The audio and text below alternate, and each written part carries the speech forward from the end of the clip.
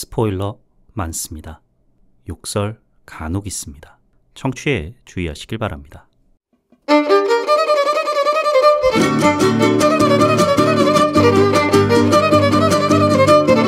콘텐츠 대홍수시대, 요즘 뭐 보시나요? 전 이거 봅니다. 요즘 뭐 봄, 난 이거 봄 87번째 에피소드 시작합니다. 안녕하세요. 요즘 뭐 봄, 난 이거 봄 요봄 남봄 진행자 롤린스입니다. 지난 전지적 독자 시점 에피소드에서 이틀 만에 찾아뵙는 만큼 작품 소개로 즉시 들어가겠다 말씀을 드렸었는데, 살짝 다루고 넘어갈 이런저런 소소한 컨텐츠 세상 이야기가 있어서 보따리상 마냥 들고 와 봤습니다. K-POP 데몬헌터스의 대표곡 헌트릭스의 골든의 공식 뮤직비디오가 소니 픽처스 애니메이션 공식 유튜브 계정에 업로드된 지 한 달 만에 1억 뷰를 돌파했다 합니다. 소니 픽처스 유튜브 채널에서 조회수가 가장 높은 영상은 딸아이가 7살이 될 때까지 한 번도 머리 손질을 해준 적이 없는 한 아빠의 본격 머리 손질 대작전 분투기 단편 영화 헤어 러브인데요. 딸 아이 머리를 처음 손질해주는 아버지의 초조, 공포, 미안, 여러 감정들을 재치있게 녹여낸 이 작품은 제92회 미 아카데미 시상식에서 단편 애니메이션 작품상 수상자이기도 합니다. 단편 영화다 보니까 상영 시간도 7분 남짓이고 세상 삼라만상을 담아낸 복잡한 영어 대사 같은 것도 없으니까 한번 관람해 보시기를 권해드리고요. 헤어러브의 조회수는 1억 1000만 회입니다. 이처럼 그간 소니 픽처스 애니메이션 공식 계정에서 조회수 상위권에 포진한 콘텐츠들은 주로 단편 영화이거나 소니 픽처스 애니메이션에서 만든 작품 속의 캐릭터별 영상이었는데요. 캐데헌의 각종 뮤비, 클립들이 이들을 계속해서 밑으로 밀어내고 있습니다. 이런 흐름 속에 골든 뮤비 영상이 헤어러브 조회수 목전까지 오게 된 거죠. 아마도 곧 1억 1000만 조회수 골든 뮤비 넘게 될 것 같은데, 이러한 캐데헌의 미친 흥행 그 끝이 어딜지 정말 가늠이 되지 않습니다. 요즘 여러 국내 여자 가수분들 중에 노래 좀 친다 하면은 너나 할 것 없이 골든 커버 영상을 올리고 계시죠. 걸그룹 아이브의 안유진, 마마무 솔라, 또 솔로 가수 에일리 등등 저마다의 색깔로 소화한 골든 커버 영상을 올리면서 이목을 끌고 있는데, 끝판왕이 등장하셨습니다. 그 주인공, 사실상 헌트릭스의 직속 선배죠? 1세대 아이돌 SES의 보컬 바다씨가 골든 커버 영상을 올리셨는데, 바라던 바다가 아닐 수가 없더군요. 보컬리스트로서 가수 바다의 역량은 아이돌이라는 카테고리로만 국한시켜서 평가를 하고 비교를 하고 감나라 배나라 할 수가 없죠. 대한민국 여가수 중 최고의 보컬리스트라 해도 손색이 없을 실력을 갖추고 계시니까요. 그 기량을 마음껏 뽐내시더라고요. 들어보시기를 바랍니다. 영상 댓글 읽는 재미도 쏠쏠합니다. 오피셜 선대 헌터가 기강 잡으러 오셨다. 얘들아, 나 때는 혼문 무너지는 거 상상도 못했다. 루미야, 고작 이까지 거에 목 나가면은 헌터 생활 하겠니? 잘하자. 등 눈과 귀가 즐거운 시간이 되실 테니까 바다의 골든 즐겨보시길 바라고요.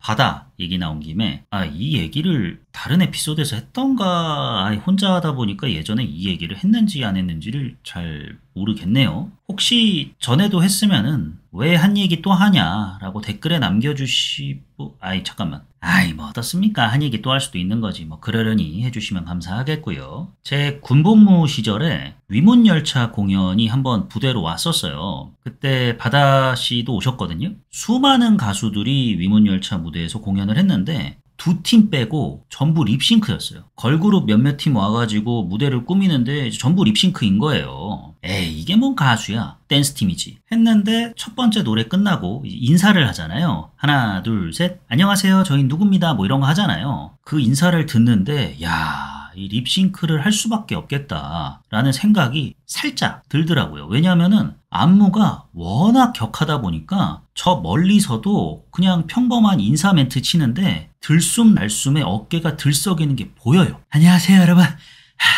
저희는 이겁니다.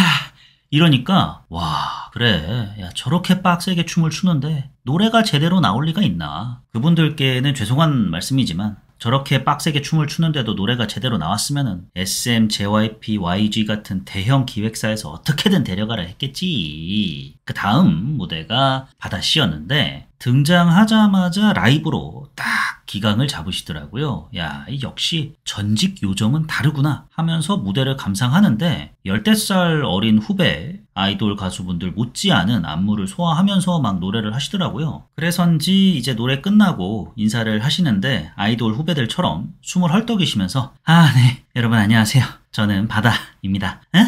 매드? 그거 이따 할 거야. 조금만 기다려줘요. 라면서 이제 약간 숨을 헐떡이시면서 멘트를 치셨어요. 그러면 숨 고르기 차원에서 다음 무대는 좀 차분한 노래겠구나 했는데 방금 전까지 숨 고르면서 살짝 힘겹게 멘트 치시던 분이 바로 I'm so mad 엮인 실타래 풀어내는 것 마냥 쫙 뽑아내는데 이야 온몸에 소름이. 그 다음 라이브 팀이 노을이었는데 이분들은 장르가 발라드잖아요. 막 공중제비 돌면서 청혼 부르고 웨이브 타면서 그리워 하지는 않잖습니까? 전직 요정은 이리 뛰고 저리 뛰면서 I'm so mad를 뽑아내시더라. 귀마 때려잡으려면 저 정도는 해야 한다. 여담으로 풀어봤고요. 그 다음 오프닝 소식으로는 오프닝을 살짝 다루겠다고 했는데 말이 길어졌네요. 이것도 다 혼자 해서 그런 거겠죠? 이 맛의 팟캐스트입니다. 하고픈 말 다 쏟아내는 이 맛. 달콤합니다. 헤어러브 골든 같은 상콤한 영상을 소개해 드렸으니까 악셀 한번 밟아봐야겠죠? 혼문 따위 가볍게 뚫어버리는 역대급 영상 하나 언급해보려고 합니다. 사우스파크라는 애니메이션 들어보신 적 있으신가요? 심슨 가족이 엽기 떡볶이 수준의 매운맛이라면은 사우스파크는 뒤진다 돈가스 수준의 캡사이신 그 자체의 매운맛으로 무장한 미국의 19금 블랙 코미디 애니메이션인데요. 1997년부터 이어져 온 이 시리즈에게는 성역 따위는 애초부터 없었어요. 종교, 성별, 인종, 정치, 사회 가릴 거 없이 다 까고 심지어 이번에 파라마운트랑 한 시즌당 10회씩 총 50회 계약을 했거든요. 50회 계약료로만 전해지기로는 12억 5천만 불, 무려 한화 1조 7천억 원을 받기로 했어요. 한 회당 400억 원에 달하는 계약인 거죠. 엄청나죠? 이런 어마무시한 프로젝트의 첫 에피소드부터 최근 트럼프에게 고개 숙인 파라마운트를 자기네 방송사를 까고 시작합니다. 파라마운트랑 스카이댄스가 서로 합병을 하기로 했는데 미국 연방통신위원회가 승인을 해줘야 최종적으로 성사가 되거든요. 이거를 트황상제께서 파라마운트가 갖고 있는 CBS 이 새끼들 이거 보도하는 꼬라지가 마음에 안 들어 하면서 소송을 걸고 미 연방통신위원회에서는 이 조건 저 조건 내밀면서 최종 승인을 미뤄왔어요. 결국 최근 들어서 파라마운트 측이 트황상제에게 220억 원 정도의 합의금을 내면서 모든 게 다 풀렸습니다. 그러고 난 다음에 토크쇼 진행자 스티브 콜베어 사실상 잘리고 뉴스 PD 잘리고 평지풍파가 일었는데 여튼 다 풀렸어요. 이거를 사우스파크가 깐 거죠. 근데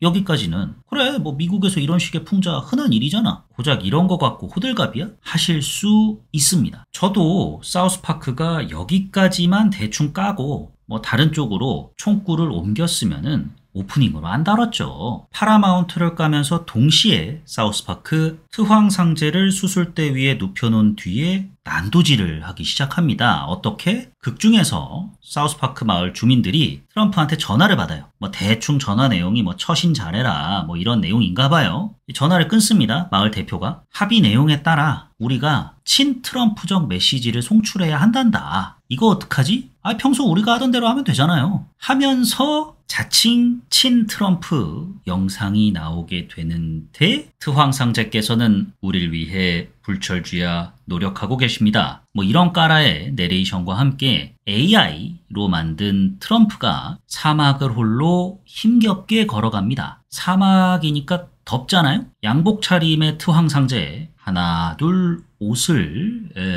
벗어 던집니다. 이 나체 상태가 되어 그러더니 그분의 아랫도리에 달린 아담한 녀석이 극중에서 이렇게 표현을 한 거예요. 제가 뭐 어떻게 압니까? 뭐 아담한지 뭐 어쩐지 전 책임 없어요. 사우스파크 얘네가 그런 거예요. 여튼 그 녀석이 고개를 빼끔 내밀어서 나 도널드 제이 트럼프는 이 메시지를 승인합니다 라는 말과 함께 트황상제 그의 성기는 작을지언정 미국민을 향한 사랑만큼은 거대하리라 영상이 마무리가 됩니다. 이 완전 또라이들 아닙니까? 사측에서 아담한 녀석 블러 처리하겠다 하니까 제작진이 아니 그걸 왜 블러 처리하냐 눈알 붙여놨잖냐 그 아담한 녀석한테 걔도 하나의 캐릭터다 캐릭터한테 모자이크 처리를 왜 해? 라고 이제 싸워가지고 통과를 시켰대요. 제가 살다 이런 블랙 코미디를 보게 될 줄은 아니 잠깐만 이거를 블랙 코미디라고 할 수는 있는 건지 진짜 미친놈들이에요. 특히 미국 같은 곳에서 이만큼 악셀을 밟았다. 그것도 1화에서 아직 뭐 일단 시즌만 해도 9화가 남았고 총 계약으로 따지면 49화가 남은 건데 야 이거는 목숨을 내놨다 봐야죠. 사우스파크 시즌이 마무리되는 동안 제작진 신변에 아무런 이상이 발생하지 않기를 염원하면서 본격적인 이야기 시작해 보겠습니다. 요즘 뭐 봄? 난 이거 봄. 요봄 난봄 87번째 에피소드. 이거는 악셀을 밟은 것도 아니고 안 밟은 것도 아니에요. 판타스틱 4 새로운 출발 지금 시작합니다.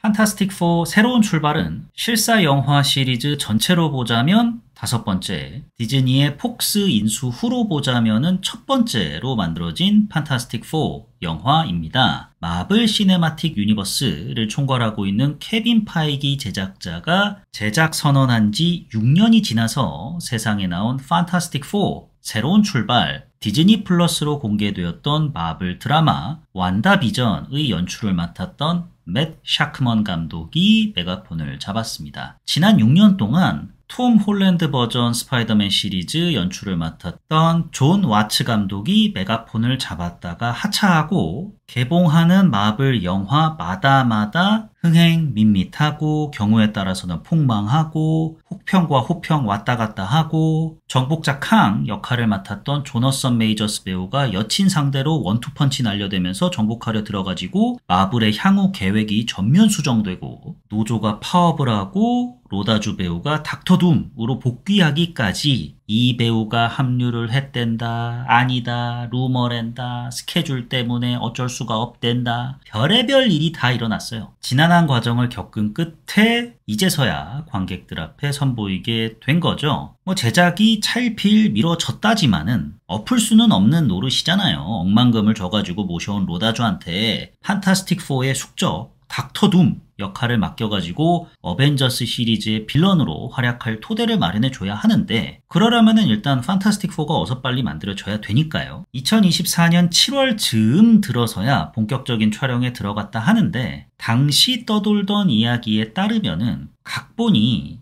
100% 완성이 되지 않은 채 크랭크인에 들어갔다. 닥터둠의 등장으로 인해서 재편될 MCU 체제에 맞춰서 언제든 좀 이야기를 변형시킬 요량이었겠죠. 몇 억 불씩이나 들어가는 프로젝트에 쪽대보니 말이 돼? 싶지만 마블 영화 가디언즈 오브 갤럭시 시리즈, 최근 제가 에피소드로도 다뤘던 DC 영화 슈퍼맨 등을 선보였던 제임스 건 감독 말에 따르면은 쪽대본 촬영? 할리우드 대작 영화의 흔한 제작 작태라 합니다. 대작 영화의 80% 정도는 제대로 각본이 완성되지 않은 상태에서 촬영이 시작된다. 흥행을 우선시하는 스튜디오가 개봉일을 먼저 정하고 그 일정에 맞춰서 급하게 각본을 쓴 결과 대부분이 졸작이 된다. 처음은 훌륭하지만 마지막이 연결되지 않는 경우가 많다. 이런 일이 흔하다. IP와 개봉일에 종속돼 창작 프로세스를 왜곡하고 있는 작금의 행태는 창의성을 해친다 말했습니다. 판타스틱 4를 겨냥하고 하신 말씀은 아니시겠지만 과연 판타스틱 4 새로운 출발의 처음과 마지막은 어땠을까요? 차차 이야기 나눠보기로 하고요. MCU 페이지 6의 판타스틱 4 시리즈의 새로운 출발, 동행한 출연 배우로는 요봄남봄에서만 이 배우의 작품을 벌써 3번째 다루게 됐네요. 페드로 파스칼 배우, 극중 캐릭터처럼 최근 첫 아이를 임신한 바네사 커비 배우, 볼 때마다 영화 바람의 정우 배우가 떠오르는 조셉 퀸 배우, 그리고 에번 모스베 크랙, 나타샤 리온, 폴 월터 하우저, 줄리아 가너 배우 등등이 마지막으로 그분이 출연을 하셨습니다. 있잖아요. 왜 보신 분들은 또 이제 아시겠지만은 아기랑 인사하시는 그분, 그분 맞대요. 제가 제 아무리 다 스포를 한다지만은 그래도 이것만큼은 안 보신 분들을 위해서 이제 나중에 보실 수도 있으니까 좀 지켜드리고 싶은데 에라이 그냥 깝시다. 로다주 맞대요. 감독이 밝혔습니다. 로다주 배우 본인이 직접 등 연기를 선보이셨다고 합니다. 줄거리 요약 시작해 보도록 하겠습니다. 영화의 배경부터 먼저 짚고 넘어가야겠는데요. 새로운 출발 속 지구는 지구 828 영화 썬더볼츠 별과는 다른 지구입니다. 지금 현재 우리가 살고 있는 지구와는 닮았으면서도 꽤나 다른 모습입니다. 1960년대 미국 뉴욕을 거니는 시민들의 스타일은 우리가 아는 그때 그 파쇼인데 반해서 하늘을 나는 자동차가 있는가 하면 로봇도 있고 심지어 지하 세계도 있는 등 몇몇 기술 분야에 있어서는 현재 우리가 살고 있는 지구 과학 기술을 능가합니다. 이를 두고 레트로 퓨처리즘이라 한데요. 흔히들 20세기 사람들이 상상했던 100년 뒤 미래 같은 주제로 표현되곤 하는 결과물 말이죠. 이런 환경을 일단 깔아두고 영화는 판타스틱 4의 결성 4주년을 기념하는 토크쇼와 함께 시작됩니다. 톰 홀랜드 버전 스파이더맨, 제임스 건 감독 연출 슈퍼맨처럼 판타스틱 4 멤버들이 어떻게 처음 만나가지고 어떤 연유로 능력을 얻게 됐는지 30분간의 시간을 들여서 보여주지 않는 거죠. 그럼에도 알지 못하는 관객들을 위해 최소한의 설명만 얘기를 하고 퉁 칩니다. 그 내용이 뭐냐? 가족, 단짝 친구, 관계로 얽힌 4명의 우주비행사가 우주를 탐험하다가 예기치 못한 사고로 우주 방사선에 노출된 뒤 4명 모두 각기 다른 초능력을 얻게 되었다. 4명의 우주 비행사 중 리더인 페드로 파스칼 배우가 맡은 리드 리처즈는 온몸이 고무처럼 늘어나는 능력을, 홍일점이자 리드 리처즈의 아내인 바네사 커비 배우가 분한 수 스톰은 중력장 일명 포스필드를 만들어 적으로부터 나를 보호할 수 있는 보호막을 형성할 수 있고, 자기 신체와 신체가 닿는 곳을 투명하게 만드는 능력을, 수 스톰의 남동생인 조셉 퀸 배우가 연기한 조니 스톰은 몸에서 불을 내뿜을 수 있는 능력을, 리드 리처즈의 절친인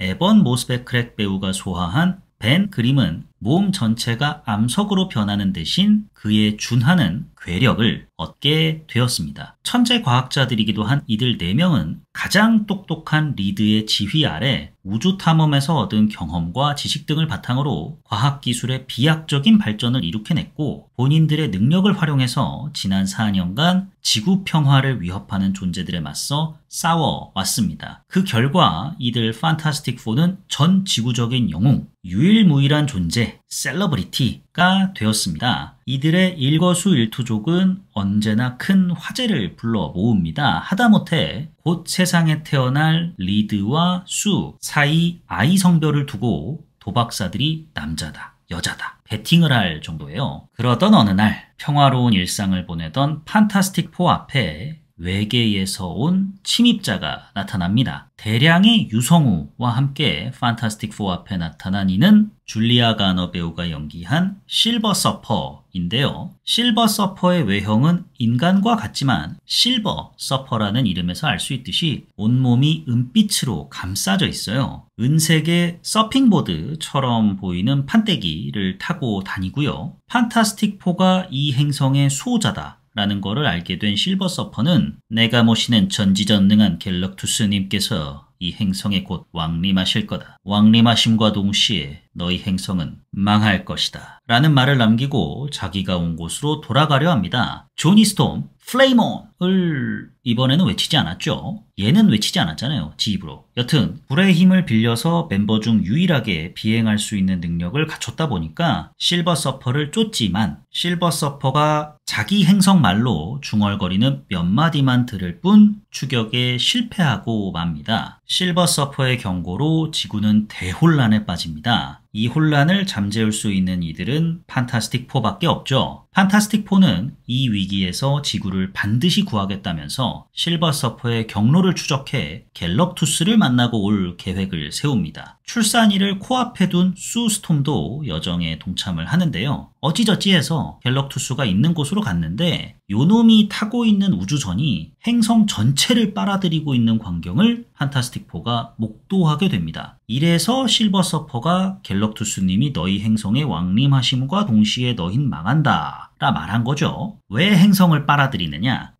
이 갤럭투스가 슈퍼 울트라 우주적인 존재래요. 우주적인 존재인 만큼 연비가 형편이 없답니다.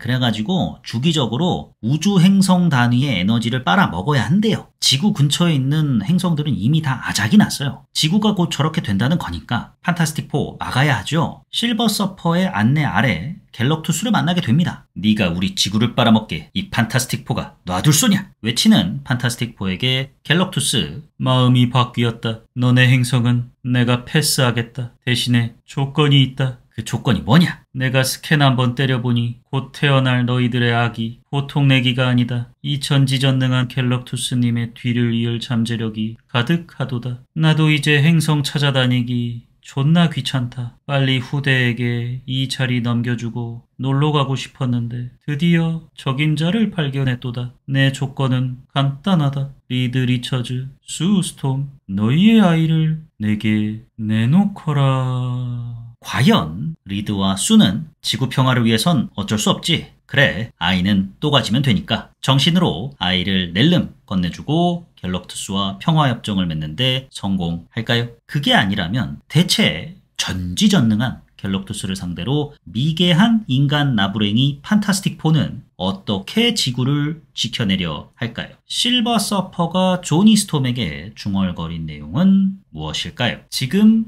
극장에서 확인해 보시기 바랍니다.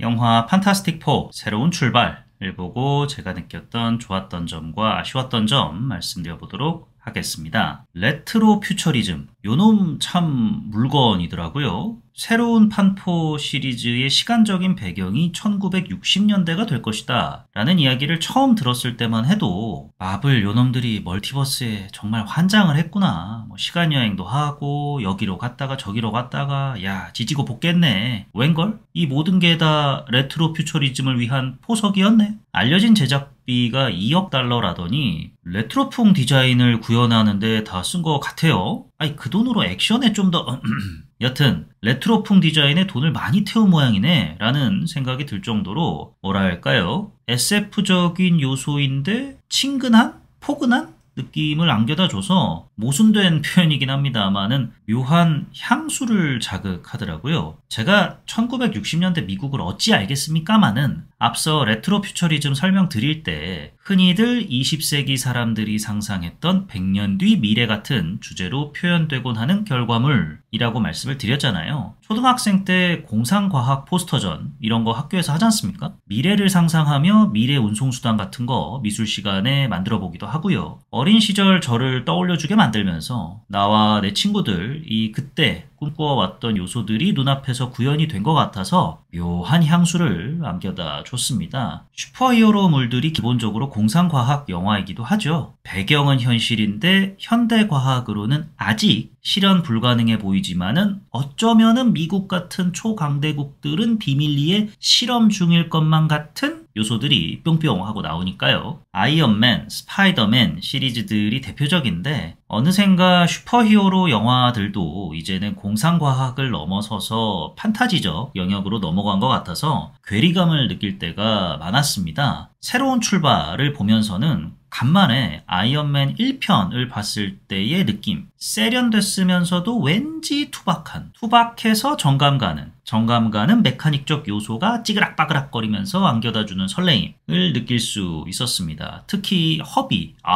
걔 너무 갖고 싶더라고요. 테이프 갈아주는 장면은 당연히 테이프 다 됐으니까 갈아주는 게 이상한 게 전혀 아닌데도 신박하면서 귀여웠고요. 판타스틱 4 멤버들이 입고 있는 옷들도 짱짱한 스판덱스이거나 CG 범벅 의상이 아니라 섬유로 되어 있잖아요. 처음 봤을 때는 좀 촌스러워 보인다 싶었는데 60년대라 했지? 그러면은 촌스러워 보일 수도 했다가 점점 보다 보니까 정감도 가고 가을철에 입는 두꺼운 거 같으면서도 얇은 거 같으면서도 두꺼운 포근한 니트 같아 보이기도 하고 정감 가더라고요. 확실히 이번 판포는 디자인에 큰 힘을 준 것 같아요. 아마 이 지점과 영화에서 강조하는 가족애가 잘 맞물려서 북미 시장에서 전성기 마블 영화 때의 성적을 개봉 첫 주에 기록한 듯 싶습니다. 가족애가 전 세계 보편적 요소라지만 그 메시지를 전파하는 배경, 장소가 그때 그 시절 내 나라다?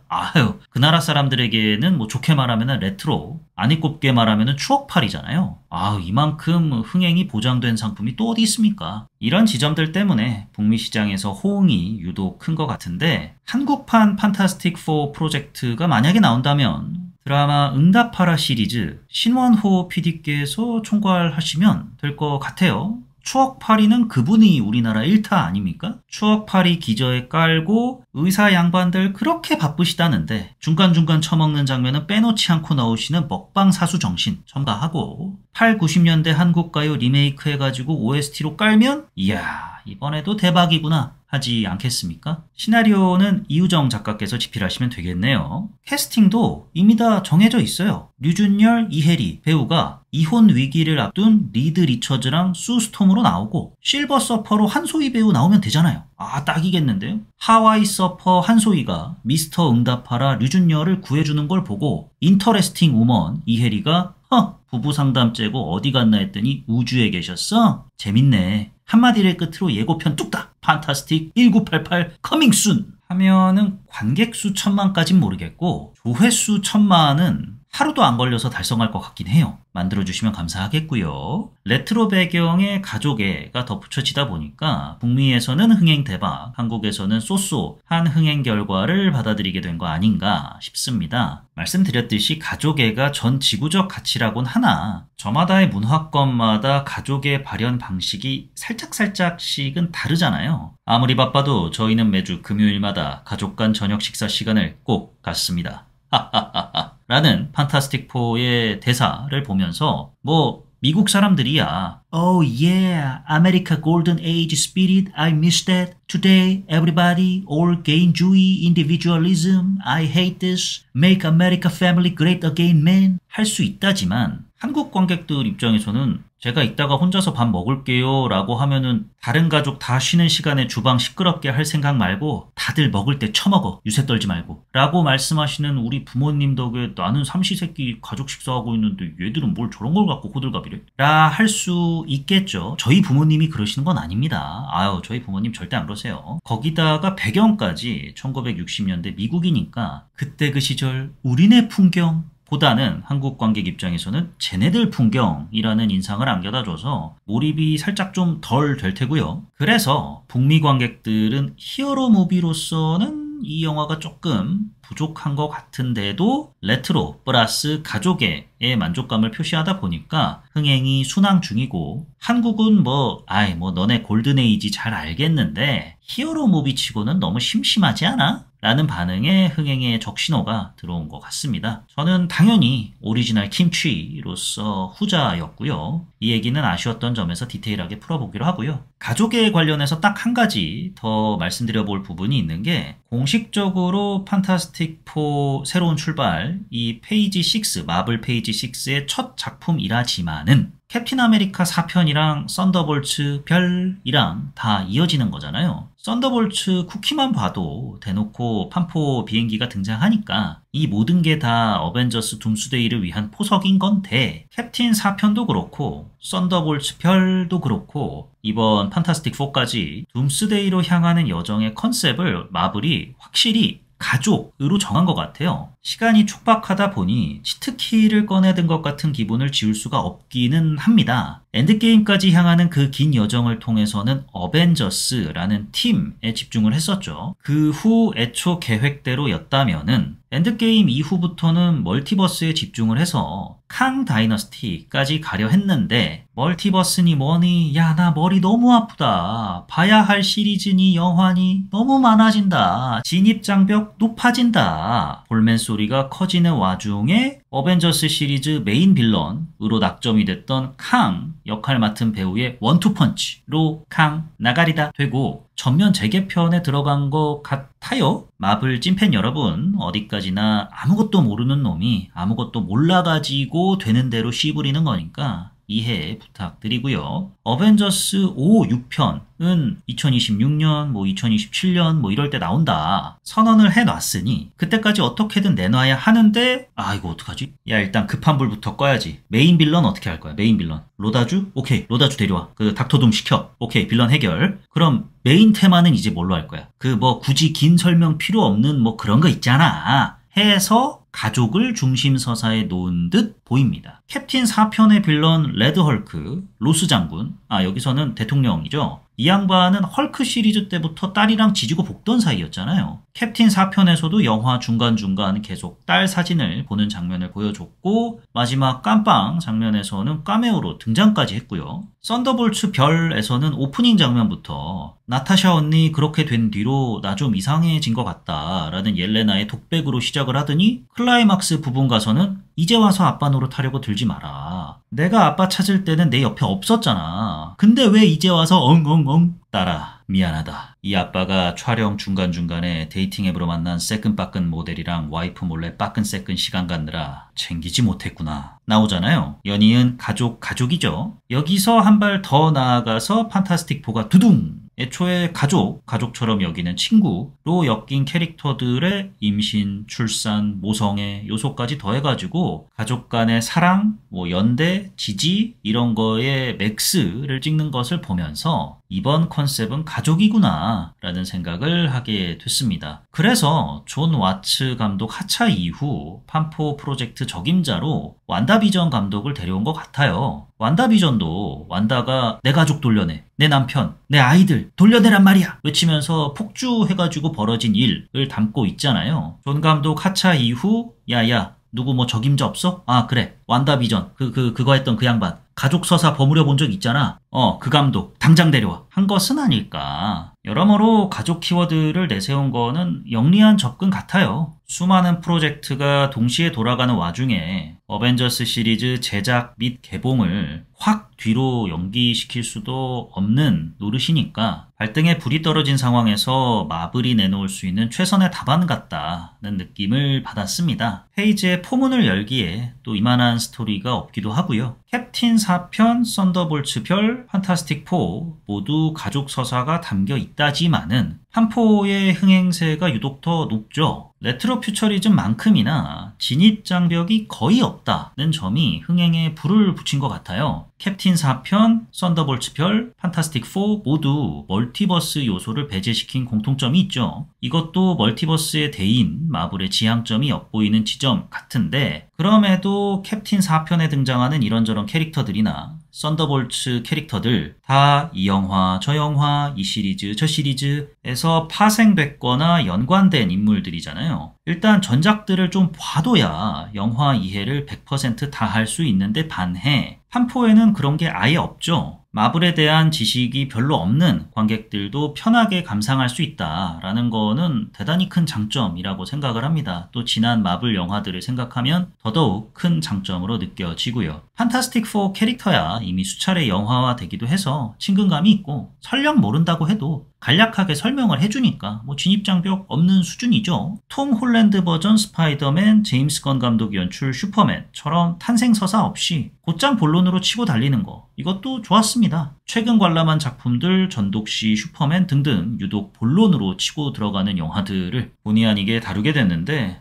뭐 시원시원해서 좋네요. 저는 판타스틱 4가 100% 아이맥스 카메라로 촬영이 되었다. 갤럭투스가 등장하는 몇몇 장면은 아이맥스 고유의 1.43 대 1 비율로 나온다. 는 소식을 듣고 용화맥으로 봤습니다. 용화맥으로 보기를 정말 잘한 것 같아요. 그 큰 1.43 대 1 비율 용화맥 화면에 갤럭투스의 모습이 다 담겨 있거든요. 한없이 거대해 보이는 게 우주적 존재라는 말에 부합하는 압도적인 웅장함을 남겨다 줬습니다. 이에 반해 판타스틱 4 멤버들은 한없이 작아 보이니까 이런 대비까지 안겨다 줘서 그지같이 개편된 CGV 앱에서 고생고생해가며 아이맥스 예매한 보람이 있구나 느꼈습니다.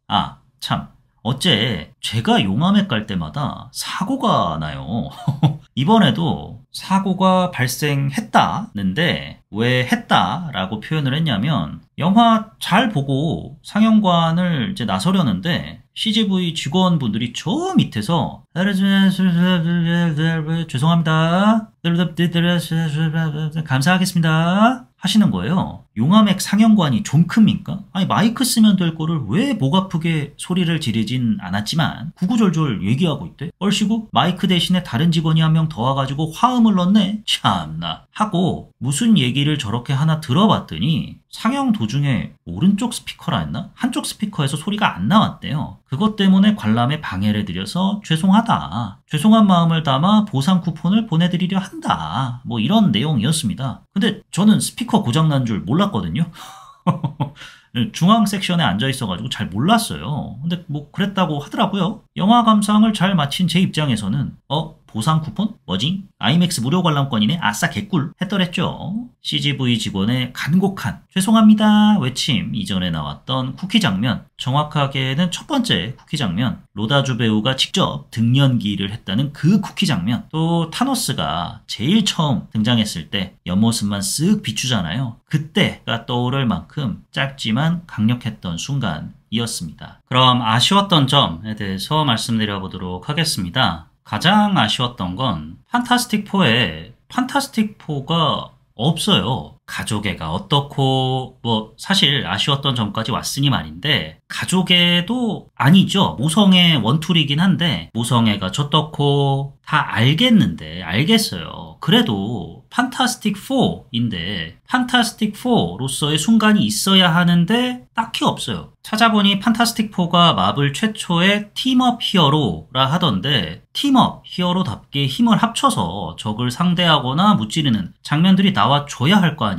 개별적으로 능력을 발휘하는 장면만 주로 나오고 이마저도 스톰 남매 위주고요. 4명이 다 함께 일순간의 능력을 일발장전하는 모습은 거의 없더라. 제 아무리 극중에서 데뷔 4년 차라지만 벌써부터 따로 놀면 어쩌자는 거냐. 개별적으로 능력을 발휘하는 액션 장면들도 스톰 남매가 발군의 활약을 펼치긴 하나 별로 쾌감이 없습니다. 수 엄마는 포스필드로 갤럭투스 밀어내기 바쁘고 불맨은 날아다니고 추격하는 게 전부고 딱히 기억에 남을 만한 순간이 없었어요. 슈퍼히어로 영화로서는 치명적인 약점이죠. 하이라이트에서 갤럭투스를 상대하는 장면은 거의 수 엄마 vs 아동 유괴단의 대장 갤럭투스 간의 다이다이인데 얜 또 일본 전대물, 특촬물 같아요. 갤럭투스의 어마무시한 사이즈를 우주선에서 봤을 때는 어둑어둑한 실내 배경이 이제 이질적이다 보니까 신비감이 느껴졌던데 반해서 지구로 와버리니 사이즈는 여전하다 해도 벌건 대낮에 느릿느릿 걸어가는 그 모습 후레쉬맨 보는 줄 알았습니다. 이를 상대하는 수스톰도 별다른 몸동작이 없이 손바닥만 쫙 편 채 에잇! 야! 표정만 찡그리고 있으니까 야 이거 누가 후레쉬맨 버전처럼 더빙하면 웃기겠다는 생각이 들었다니까요. 이러다 보니 가뜩이나 짜친 갤럭투스가 더 짜쳐집니다. 전 우주적 존재라는 놈이 엄마 파워! 개왕권 10배 포스필드를 받아라! 에 밀리는 것도 스러울 만큼 설득력이 없는데 개왕권 10배 20배로 무장한 포스필드 액션 장면마저 바네사 커비 배우의 혼신의 표정 연기에도 불구하고 그 자체가 멋이 없다 보니까 시큰둥해요. 모성의 원툴에만 기대서 그래요. 야 엄마 아니냐. 세상에서 엄마보다 강력한 존재가 누가 있어? 너 같으면은 네 새끼 태어나자마자 세상 남에게 그냥 줘버릴 수 있어? 아이 그래도 슈퍼히어로물인데 이 새끼가 너 자꾸 말대꾸 할 거야? 너는 애미애비도 없냐 이 새끼야? 이렇게 외치는 듯 느껴졌습니다. 전 우주적 존재를 그래 뭐 수스톰이 박살을 낸 것도 아니고 임시 방편으로 저런 해결책 내놓을 수 있겠지. 관객들로 하여금 이런 생각을 들게 만들어야 하는데 내용으로 보나 액션 구성으로 보나 실패했습니다. 정작 기억에 남는 액션 장면은 실버 서퍼의 양양이 아니라 용암 서핑이에요. 별빛이 쏟아지는 블랙홀에서도 멋진 서핑을 쫙 선보일 때가 엄마 파워 개왕권 10배보다 더 기억에 남는다니까요. 빌런의 매력도가 히어로물에서 중요한 요소라지만 슈퍼히어로의 매력도는 히어로물의 핵심 이건을 인간 판타스틱 포는 매력적이었을 지언정 히어로 판타스틱 포로서는 매력을 느낄 수가 없었다. 요약을 하자면 판타스틱 4의 판타스틱 포로서의 액션 장면은 빈약하고 스톰 남매의 활약이 담긴 모습은 1차원적이니 슈퍼히어로 영화로서 마땅히 갖춰야 할 부분인 능력을 뽐내는 슈퍼히어로의 멋진 순간 이것이 이 작품에 있다고 볼 수 있겠는가? 없다고 본다. 아 그래 실버 서퍼도 막판 들어서 좀 행동에 설득력이 부족한 게 자기 행성을 살리는 대가로 갤럭투스의 평생 따까리가 된 거잖아요. 그러면 갤럭투스가 그 행성의 목숨줄을 움켜잡고 실버 서퍼를 요리조리 부려먹는 건데 왜 갑자기 판타스틱 4 편에 든대요? 조니 스톰이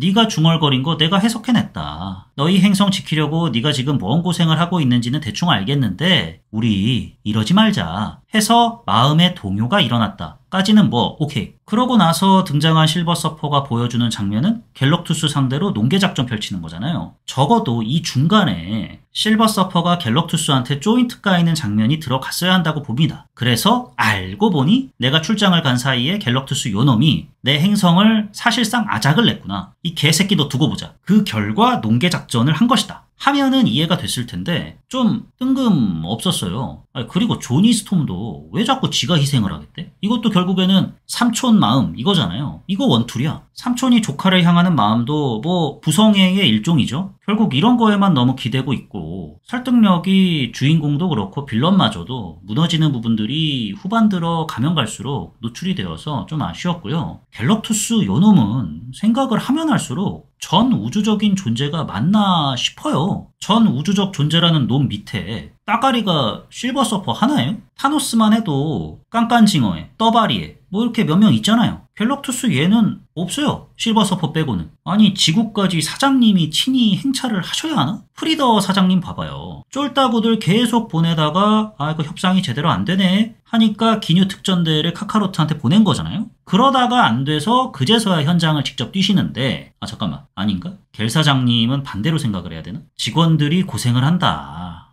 내가 직접 가면 되지 뭘 그래 내 믿어 이런 건가요? 마지막으로 아쉬웠던 점은 영화 속의 지구인들이 착해도 너무 착해요. 판타스틱 4가 하자는 대로 다 해. 모두 다 지하세계로 피신하십시오 하니까 우르르 피신하고 지하세계 지도자 몰메나 그간 우리가 껄끄러운 관계였긴 하지만 위기에 빠진 지구를 지키기 위해 우리 힘을 합치지 않으련 하니까 몰맨 리드 네가 부탁하면 들어준다 할 때부터 저렇게 쉽게 갈등이 풀려? 거기다가 수가 어르고 달래니까 해벌레 하더니 잠깐만 몰맨 이 새끼 이거 흑심을 여튼 지하세계 오픈해주고 피신날에 그 누구도 군소리 없이 일사불란하게 피신하고 전 세계 곳곳에 텔레포트 삼각대 설치하자 하니까 전 세계 지도자들 전부 다 오케이 하고 이번 판타스틱4가 마블 시네마틱 유니버스 통틀어 첫 작품이면 이해를 하겠어요. 그간 수많은 이전 마블 작품에서 국가 간, 민족 간 별의별 갈등이 벌어졌던 것을 봐왔던 관객 입장에서는 새로운 출발은 짜잘한 갈등들이 전부 다 일사천리로 해결이 되더라. 최근작들만 봐도 캡틴 4편에서는 죽고 못 산다는 미국, 일본마저 정치적인 이해관계 때문에 서로 미사일을 날리네 마네 했고 썬더볼츠에서도 어벤져스에 대한 의견이 미국 내에서마저 통일이 안 됐는데 새로운 출발에서는 수 스톰이 연설 한번 하면 미국이고 세계고 전부 통합이 되네? 이게 뭐야? 감독 말로는 처음 판타스틱4 캐릭터가 제작됐을 때가 60년 대였다. 그래서 1960년대에서 영감을 얻었고 이 시대가 배경이라는 점이 우리 영화의 가장 큰 차별점이다. 당시는 우주전쟁이 치열했을 때고 좋은 마음과 선한 정신을 갖고 있다면 기술로 모든 문제를 해결할 수 있다는 낙관주의가 팽배했을 때인데 이런 시대적 정신과 분위기가 이번 판타스틱4 새로운 출발의 정체성이라 볼 수 있다 라고 하시지만 낙관주의로 무장해 모든 것들이 술술 풀리는 이런 작법은 긴장감을 유발시키지 못하죠. 영화 참 쉽다 쉬워 라는 인상만 제게 안겨다 주었습니다. 여기까지가 영화 판타스틱4 새로운 출발을 보고 제가 느꼈던 좋았던 점과 아쉬웠던 점이었습니다. 영화 판타스틱4 새로운 출발에 대한 제 별점은 3.0 나쁘지 않은데 입니다. 말 그대로 나쁘지는 않은데 이 밍밍하단 말이지 라는 기분을 안겨다준 작품이라서 이런 별점 3점 남기게 되었습니다. 밍밍하다는 인상을 뒤로 한 채 전지적 독자 시점을 봐서 그런가 뿅뿅 날아오는 CG의 총알에 그래서 내가 정신을 못 차렸던 거구나 싶네요. 영화 판타스틱4 새로운 출발에 대한 제 한 줄 평은 주춧돌로는 무난, 히어로물로는 그닥입니다. 쓸데없는 이야기 안 하고 등장인물들만 다루면서 살짝 흘리는 적당한 떡밥까지 밋밋할지언정 페이지를 여는 포문으로서는 무난한 선택이라 생각합니다. 다만 히어로 영화로서 본분을 다하지 못한 지점들이 거슬려서 주춧돌로는 무난, 히어로물로는 그닥이라는 한 줄 평을 남기게 되었습니다. 다음 에피소드에서는 조정석, 이정은, 조여정, 윤경호, 최유리, 배우 주연, 영화 좀비 딸을 다뤄보도록 하겠습니다. 여기까지가 요즘 뭐봄 난 이거 봄 요봄 난봄 87번째 에피소드 영화 판타스틱4 새로운 출발이었습니다. 지금까지 저는 진행자 롤린스였고요. 들어주셔서 대단히 감사합니다.